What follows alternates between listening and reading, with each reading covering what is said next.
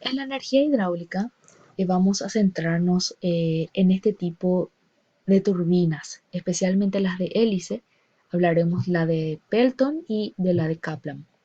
La de Pelton, hablaremos específicamente de este tipo de turbinas porque trabaja a más de 100 metros de altura del salto. Y la de Kaplan trabaja con menos de 5 metros de la altura del salto. La de Pelton, este tipo de turbina, es también conocida como una turbina de presión, por ser esta una constante en la zona de rotor de chorro libre, de impulsión, de admisión parcial por atacar al agua solo una parte de la periferia del rotor. Aquí tenemos en esta imagen representativa de cómo trabajaría este tipo de turbina. Así como dijimos, este tipo de turbina es utilizada para saltos de gran altura, alrededor de 200 metros aproximadamente o mayor, y de caudales relativamente pequeños, o sea, de 10 metros cúbicos sobre segundo aproximadamente, que tienen un buen rendimiento de amplio margen para variaciones de caudales. Pueden ser también instaladas con un eje en posición vertical o también en eje horizontal, siendo la posición horizontal la más adecuada. Y vemos aquí de cómo más o menos funcionaría este tipo de turbinas. Aquí vemos el ingreso de agua a alta presión y aquí hay una válvula la que regularía el paso a ellos, y aquí está la turbina que está dispuesta de esta manera con cucharas. Estas son entonces las que atrapan el agua y generan el movimiento. Las principales características de este tipo de turbina, aquí vemos internamente cómo sería esta turbina, y se utiliza generalmente para importantes alturas y de bajos caudales. Es de fácil ensamble y tiene una menor cantidad de componentes en el momento de armar este tipo de turbinas, comparando con otras. Y obviamente que tiene un rendimiento mayor.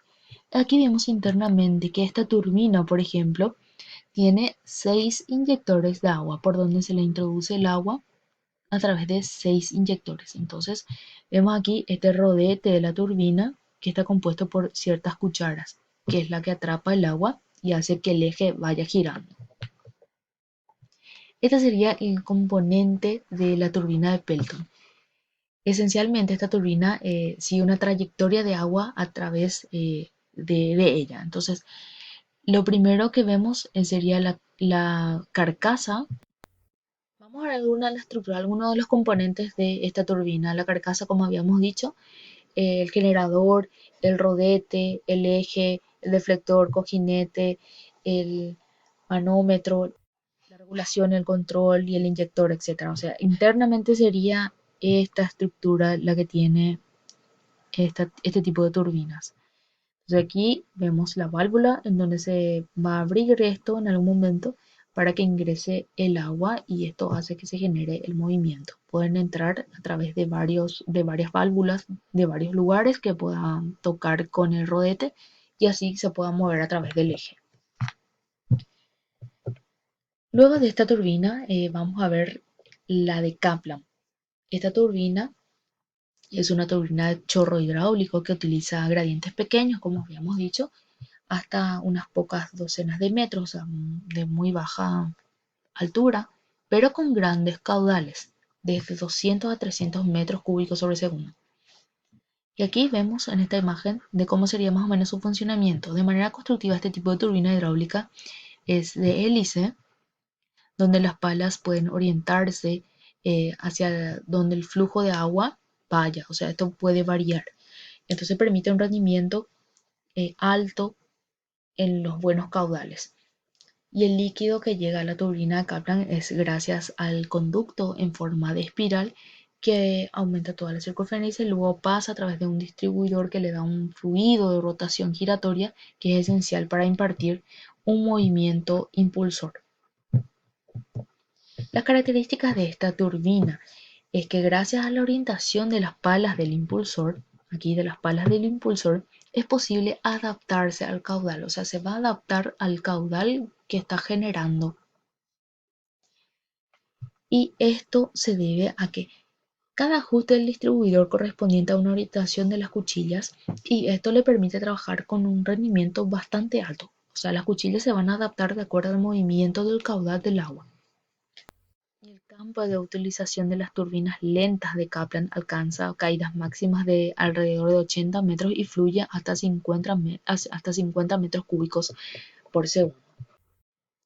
Bueno, y aquí vemos a nuestra turbina de Kaplan. Bueno, en caso de que estemos hablando de grandes maquinarias que estén trabajando en conjunto, estas turbinas de hélice van a funcionar a plena capacidad. Y cualquier exceso de fluido que haya, ¿dónde se va a destinar? Se va a destinar a este tipo de turbinas, las de Kaplan, sea cual sea su tamaño. O sea, esto limita los costos de la instalación porque una turbina de Kaplan es muy cara comparando con una turbina de hélice. También tiene sus costos. Y aquí vemos los componentes de esta turbina. Vemos que tiene un soporte superior, el cojinete de empuje, la guía de turbina, el rotor, el estator, el eje, el acoplamiento y las turbinas.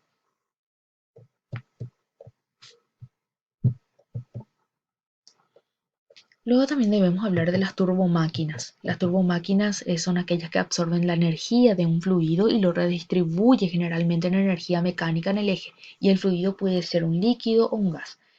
Y el órgano intercambiador de energía mecánica restituye en un ventilador o en una bomba. Las turbomáquinas motoras pueden ser la turbina de vapor, la turbina hidráulica, de las que hablamos recientemente, las turbinas hidráulicas.